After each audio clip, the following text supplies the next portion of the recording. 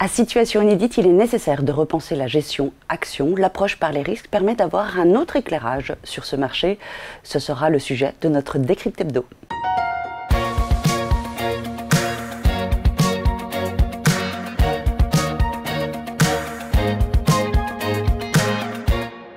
Juan Sébastien, bonjour. Bonjour Caroline.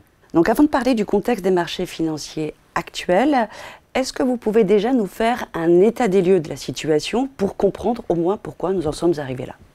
Effectivement, c'est un très bon point de départ. L'année 2024 a été à plusieurs égards une année record. Effectivement, on regarde beaucoup les performances du marché, surtout le marché américain, qui ont été très très fortes.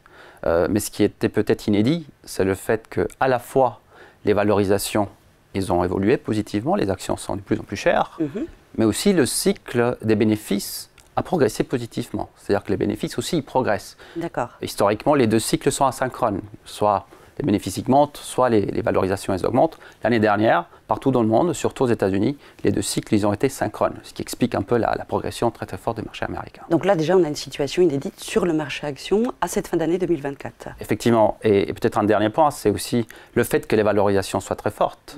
Ça veut dire que quelque part les investisseurs attendent pour l'année suivante, mais aussi pour 2026, une poursuite des progressions des bénéfices sur des rythmes très élevés, voire le double des progressions historiques. À partir de là, on n'est plus du tout dans les mêmes conditions qu'en fin 2023, en fin 2022, où au contraire, on attendait des bénéfices plutôt modérés. Là, ce n'est plus du tout le cas.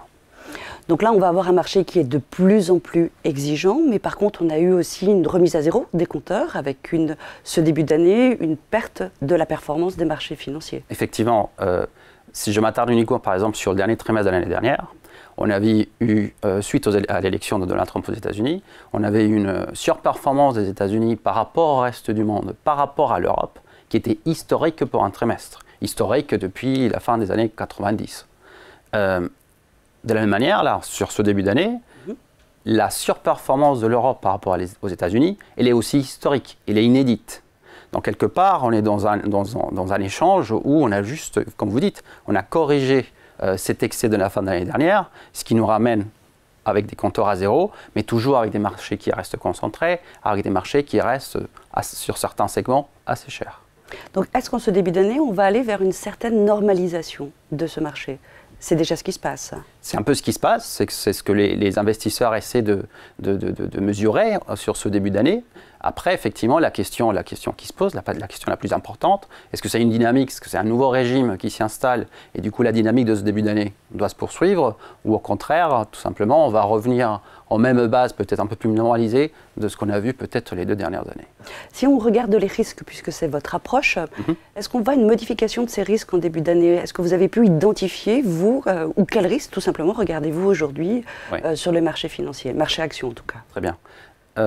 Peut-être un autre élément qui est assez parlant de ce qui s'est passé les 2 dernières années, c'est qu'on a eu, après 2022, une baisse de la volatilité qui s'est installée dans la plupart des marchés, qui était assez considérable.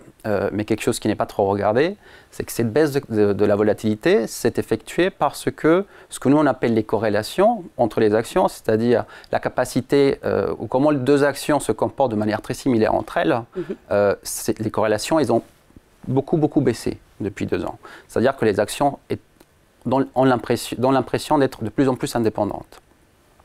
Ce qu'on regarde depuis le début d'année, c'est qu'avec l'arrivée de ce nouveau discours de la part de l'administration américaine, quelque part les impacts sont de plus en plus globaux, peut-être systémiques. À partir de là, on peut s'attendre à ce que ces dynamiques des corrélations, qui jusque-là étaient baissières, puissent continuer de monter, commencent à monter. À partir de là, on peut s'attendre effectivement à ce que la volatilité revienne sur des niveaux un peu plus élevés, avec en plus une attention très particulière de la part des investisseurs à des données très précises. Aujourd'hui, par exemple, on sait que le sentiment aux États-Unis se dégrade. On sait que les consommateurs sont beaucoup plus prudents. À partir de là, pour l'instant, on n'est que sur des données de sentiment. C'est-à-dire que quand des publications sur l'emploi ou quand des publications sur la consommation vont apparaître, les investisseurs vont être beaucoup plus réactifs peut-être à des données qui iraient dans le sens de ce qu'on voit aujourd'hui sur les indicateurs avancés. Alors qu'est-ce que ça implique aujourd'hui, cette configuration des risques systémiques, entre autres, que vous venez d'évoquer sur les marchés? Qu'est-ce que ça implique, vous, au niveau de votre gestion? Est-ce que vous modifiez votre approche? Est-ce que vous appliquez toujours, vous n'allez pas non plus modifier complètement vos modèles? Oui. Donc effectivement, un peu la particularité de notre approche, là on essaie de se différencier, c'est notre savoir-faire. Vous avez toujours deux piliers quelque part pour gérer vos portefeuilles. Soit vous vous concentrez sur la performance, soit vous vous concentrez sur les risques. Nous, on préfère nous concentrer sur les risques. Maximiser la performance par unité de risque, quelque part. Et donc là, ce qu'on commence à voir, effectivement, c'est que l'importance de la diversification, nous, c'est quelque chose qu'on essaie toujours de promouvoir. Mais aujourd'hui, compte tenu, effectivement, des marchés qui sont très concentrés, peut-être de cette dynamique des corrélations qui commencerait à bouger, c'est-à-dire que c'est plus aussi facile qu'avant de se diversifier. À partir de là, c'est un travail qui doit être actif. Et à partir de là, justement, on commence à regarder de beaucoup plus près où est-ce que le marché vous offre des opportunités relatives qui sont intéressantes, ou est-ce que des opportunités de performance ajustée du risque peuvent être intéressantes, sectoriellement ou géographiquement. Donc vous évoquez des opportunités qui existent toujours sur le marché actions, et c'est ce que nous allons voir dans notre seconde partie.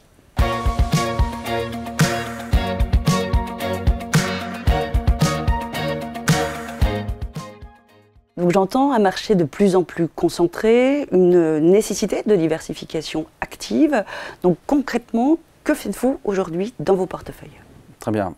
On parlait aussi d'opportunités relatives versus opportunités directionnelles presque. Juste pour donner peut-être un chiffre, on parle beaucoup du poids des grandes capitalisations américaines au sein des indices américains. Les 7 magnifiques. Aujourd'hui, elles représentent environ un tiers du marché américain. C'est le plus gros poids pour cette valeur depuis 1900. Donc ça, il faut quand même l'avoir en tête. Et là, c'est plus qu'inédit, c'est historique. C'est assez énorme. Et moi qui travaille dans les risques, on peut travailler aussi sur combien, par rapport au risque total, cette société contribue-t-elle. Et en fait, on est à 50%. Donc on est très très loin d'un indice aujourd'hui qui peut servir d'outil de diversification puisqu'il est très concentré.